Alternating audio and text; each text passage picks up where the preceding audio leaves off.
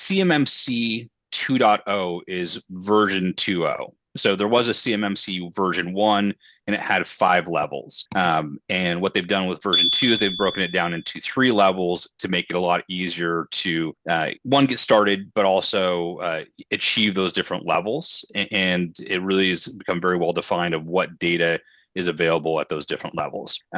So with level 1, the level 1 is really that kind of the fundamentals of cybersecurity. As I talk to people, they're like, "Oh, how do I become level 1?" I'm like, yeah, honestly, you should be doing all level 1 already.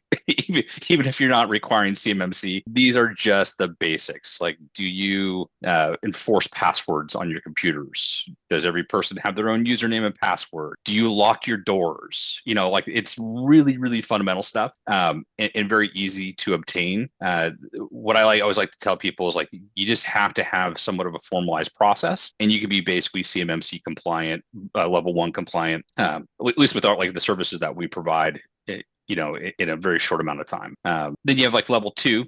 The level 2, it starts getting a little bit more stringent. Obviously, with level 1, you have a self-assessment. And so that's basically you're going through and looking at all these different controls and saying, yes, I have these. Here's the evidence that I am doing these specific things. So, and I will say that, so we'll use safeguards and controls interchangeably through this conversation.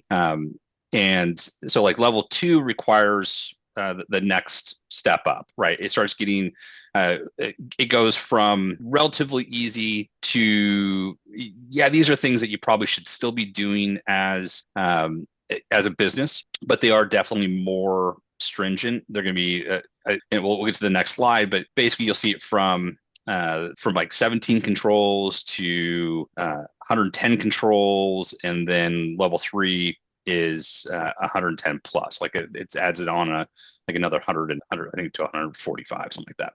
But anyways, so as you go through, so level 2, you need to have an individual person, a third party group come in and do the assessment for you. Actually, a little fun fact. So at least in this year, you can do your own self-assessment on level 2. So as long as you're good, you don't have to pay for that additional assessment this year. So if you're looking to do level 2, that's something to think about.